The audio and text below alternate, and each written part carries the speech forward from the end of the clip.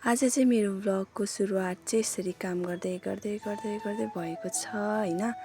Hello सिवारो सबैजनालाई स्वागत छ फेरि पनि मेरो मिनी भ्लगमा र अल्छी नगरिकन मेरो भिडियो अन्तिमसम्म हेरिदिनुस् होला है। र आज चाहिँ म बिहानैबाट चाहिँ भिडियो बनाउँदैछु हैन।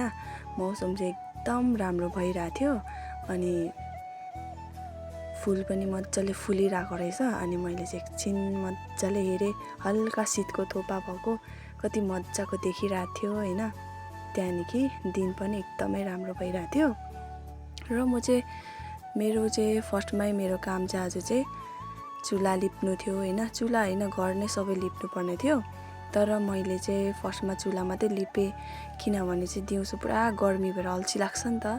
त्यही भएर चुला अहिले लिपिराख्यो भने चाहिँ अलिक सजिलो हुन्छ भनेर छिटो गरेर चाहिँ चुला सबै सफा गरेर रेडी गरिसकेको थिएँ मैले चाहिँ लिप्नुको लागि। र यता चाहिँ मैले बनाइरहेको थिएँ चुला लिप्ने माटो अनि रातो माटो पनि फिटिरहेको थिएँ हैन। अन्त मैले चाहिँ अब थालिसकेको छु चुला लिप्नुलाई चाहिँ है। मलाई चाहिँ एकदमै अल्छी लाग्छ यो घर लिप्ने काम चाहिँ, तर अल्छी लागेन पनि के गर्नै पर्यो हैन। सानोमा चाहिँ लिप्नु नपाउँदा रिस आउँथ्यो, अहिले चाहिँ लिप्नु पर्दा अल्छी लागेर रिस उठ्छ जस्तो हुन्छ हैन। अनि सबैजनालाई त्यस्तै होला। पहिला त रहरले सबैजनाले गर्छु यो पनि गर्छु त्यो पनि गर्छु भन्छ है, बादमा चाहिँ त्यही काम चाहिँ आफूमा आउँदाखेरि चाहिँ अलिक अल्छी लाग्दो रहेछ है। फेरि हाम्रो चाहिँ यसरी नै लिप्ने गरेको छ नि त चुला घर यसरी लिप्छ हैन, यो रातो माटो लाउँदै। त्यही भएर मलाई चाहिँ अलिक अल्छी लाग्छ कोही बेला। र मैले ठ्याक्कै यता चुला लिपिसकेँ, आमा चाहिँ गाई धोएर पनि आइसक्नु भयो हैन। आज चाहिँ म गइनँ, आमा मात्र जानुभयो मेरो बिहानदेखि काम हुनाले हैन। अनि म चाहिँ आमा चाहिँ उता रेडी गर्नु हुँदै थियो डेरी लानुको लागि र म चाहिँ यता आगो फुक्दैछु है। भर्खरै लिपेको चुलामा आगो फुक्दा कस्तो राम्रो देख्छ। र छिटो चिया पनि पाकिसकेको थियो र चिया फिर्दै म चाहिँ सब्जी पनि पकाउँदै थिएँ। माम चाहिँ अघि पाकिसकेको थियो है।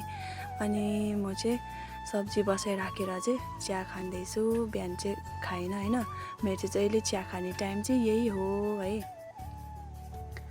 र आमा चाहिँ अगाडिपट्टि हुनुहुन्थ्यो नि त, अन्त पूजा गर्नुको लागि त्यो बाती हो कि के भन्छ नि यो बनाउनु हुँदै थियो। अनि एकदम गाह्रो परिरहेको थियो। म चाहिँ यता गफ गर्दै सब्जी पनि पकाएर माम सब्जी पकाइसकेर खाइसकेर पनि अब चाहिँ छिटो फेरि भुइँ पराल्नुको लागि चाहिँ रेडी गर्दैछु हैन। अनि एकैछिनमा यो चुला जस्तो कालो हुन्छ नि त, मलाई यही चाहिँ मन पर्दैन हैन। ठुलो त्यो भाँडाकुँडा राख्नु परेकोले एकैछिनमा कालो भइहाल्छ। र म त्यसमा फेरि लगाइदिँदै थिएँ मजाले बसोस् राम्रो देखोस् भनेर। अनि अब चाहिँ मैले रातो चाहिँ फर्स्टमा दल्नुपर्छ हैन। रातो माटोको काम चाहिँ फर्स्टमै हुन्छ, त्यही भएर रातो माटो लगाउँदै थिएँ। अन्त आमालाई चाहिँ यस्तरी नै मनपर्छ नि त लगाएको, अन्त यसरी लिपेको चाहिँ पुरा मनपर्छ। त्यही भएर आमाको यो मनअनुसारले काम गरिदिनु पर्ने हुन्छ हैन। र मैले चाहिँ रातो माटो पनि लगाइसकेर अब चाहिँ घर लिपेर चराकचिरिक बन्दैछ। किचन चाहिँ फेरि यति ठुलो छ नि, त्यही भएर मलाई अल्छी लागेको होला जस्तो लाग्छ। अलिक सानो भए त फाटफुट भइहाल्छ हो। फेरि मेरो चाहिँ एकदम ढिलो काम गर्ने बानी छ नि त, जे काम पनि बरु ढिलो होस् मजाले गर्छु भनेर चाहिँ मजाले बिस्तारै गर्छु हो। मलाई चाहिँ एकदम ढाड दुखिसक्यो त्यतितिर लिप्दा चाहिँ हैन, तर पनि लिप्नै पर्यो। अन्त आमाले त लिप्नु हुँदैन, आमाले चाहिँ बाहिरको काम गर्नुहुन्छ हैन। अनि म चाहिँ घरभित्रको काम सबै भ्याएर अन्त आमालाई सघाउँछु कोही बेला चाहिँ। र अब चाहिँ फाइनल लुक चाहिँ यस्तो आइसकेको छ। सुकेपछि चाहिँ अझै राम्रो देख्छ यसलाई चाहिँ हैन, तर अहिले चिसोमा पनि यतिको राम्रो देखिरहेको थियो।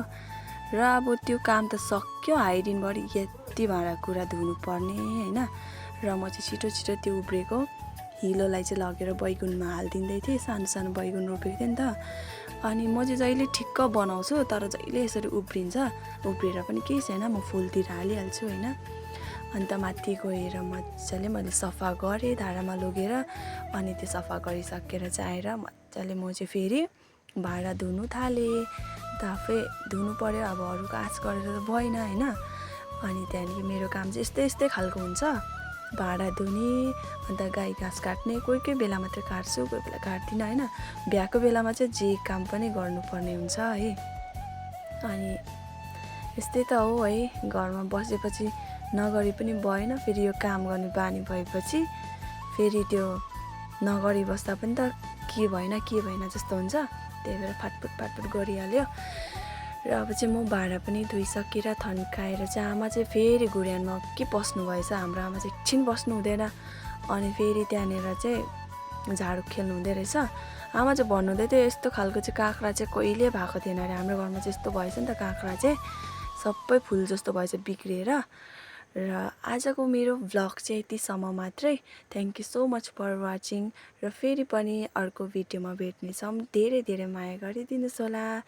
बाई बाई सबैजनालाई।